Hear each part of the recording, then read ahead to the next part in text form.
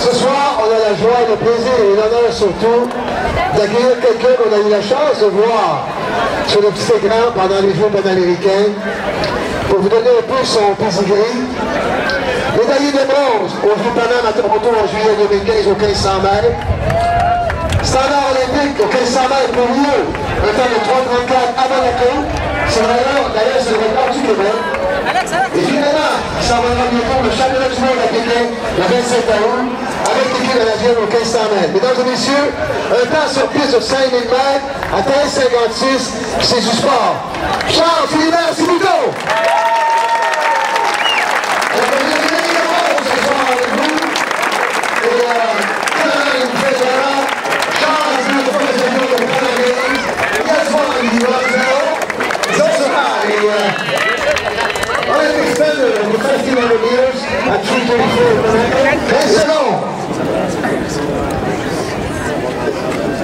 À compter de maintenant, en 10, 9, 8, 7, 6, 5, 4, 3, 2, 1.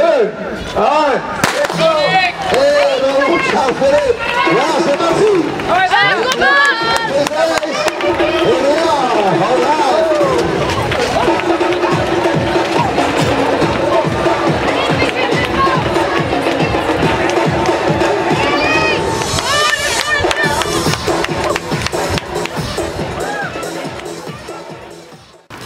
Alors Charles, on vient d'apprendre il y a à peu près 24 heures, tu as appris que tu avais été invité par la Fédération internationale d'athlétisme à participer au championnat du monde de Pékin. Ouais. C'est quelque chose une chose à laquelle tu t'attendais.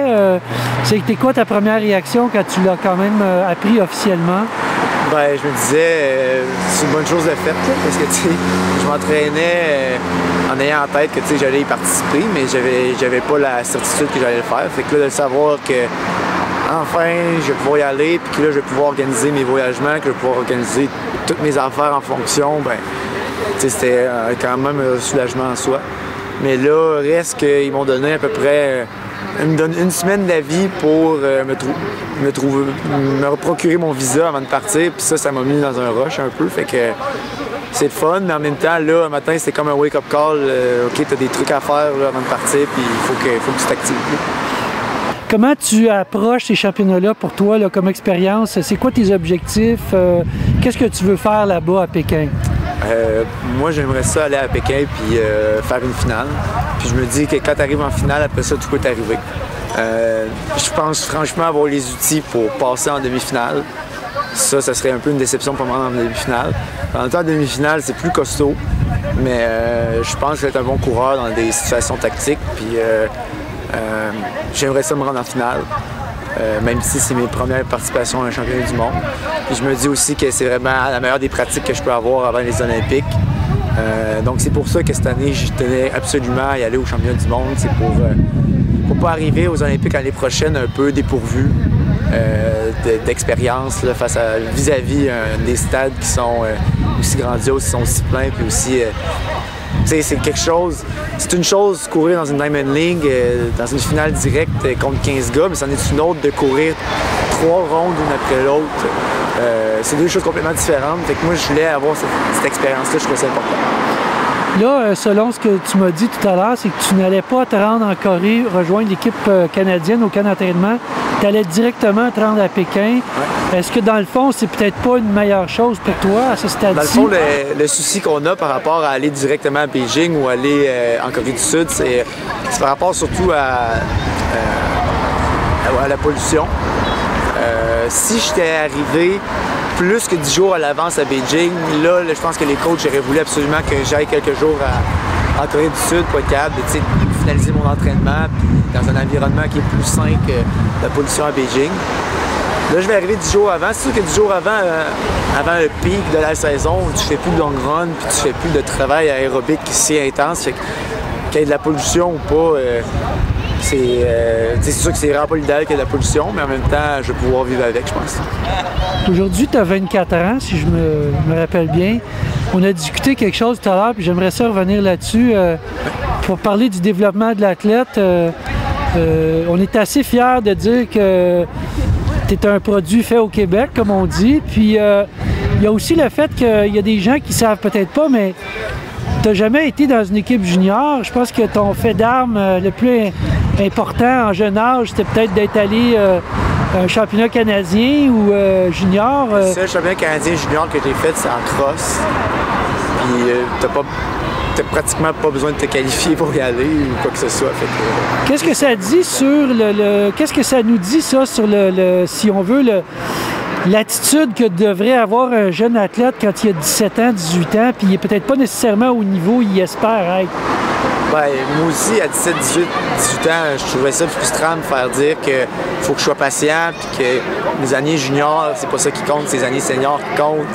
Mais là, après 4-5 ans dans les années seniors, c'est là que tu te rends compte que des phrases comme ça prend toute leur valeur. Parce que quand tu viens t'améliorer constamment, puis que tu dépasses des gars qui ont fait des équipes nationales juniors, puis là, ils sont stagnés, tu te dis que, tu sais, toi, tu vis les expériences que tu vis au niveau senior sont vraiment plus intenses, puis plus grandioses, plus intéressantes que ce qui se passe au niveau junior. Fait que c'est une question d'être patient, puis par rapport au niveau que chaque jeune a, c'est toujours de viser de s'améliorer constamment au lieu de viser le top direct dès le début peut-être. C'est une amélioration annuelle à chaque année, graduelle, qui fait qu'au rendu à 23-24 ans, on devient une puissance au niveau senior, plutôt que d'être dominant au niveau junior puis d'avoir la misère à retrancher une demi-seconde après ça chaque année. Fait que ça a beaucoup rapport aussi avec le planning, avec les coachs, tout ça, la vision du coaching que le coach aborde. Mais c'est juste, dans le fond, il faut se dire que c'est pas parce que tu fais pas une équipe mondiale junior que ta carrière en athlétisme se finit là, puis c'est loin de ça. Un dernier point avant de terminer. Là, tu as atteint un niveau où tu es classé parmi les 20 meilleurs au monde dans ta discipline. Parfois, c'est difficile de se faire reconnaître dans notre sport, dans le grand public, tout ça. Est-ce que tu sens que le fait d'être parmi les 20 meilleurs au monde, pour toi, ça pourrait changer quelque chose éventuellement sous cet aspect-là de reconnaissance? Je pense que oui.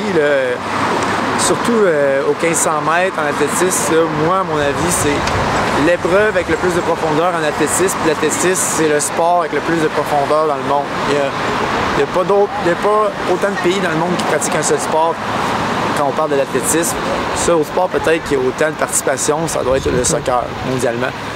Fait que d'être top 20 dans une épreuve qui est autant contestée, puis surtout, il faut le dire, en étant comme le grand blondinet, puis je suis pas un Kenyan, c'est que le monde, quand ils se rendent compte de ça, ils se disent « Christy, c'est quand même un bel accomplissement ». Puis je pense que ça fait tourner les têtes, puis avec les Jeux panaméricains cette année, on s'est fait mettre un peu sous les feux de la rampe aussi. Puis depuis ce temps-là, je reçois beaucoup de reconnaissance, fait que c'est vraiment le fun.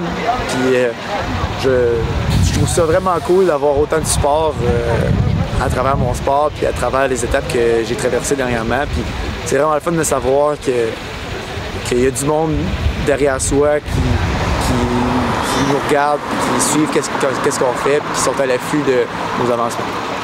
Merci beaucoup, puis bonne chance au championnat du monde, Charles. Ça fait plaisir.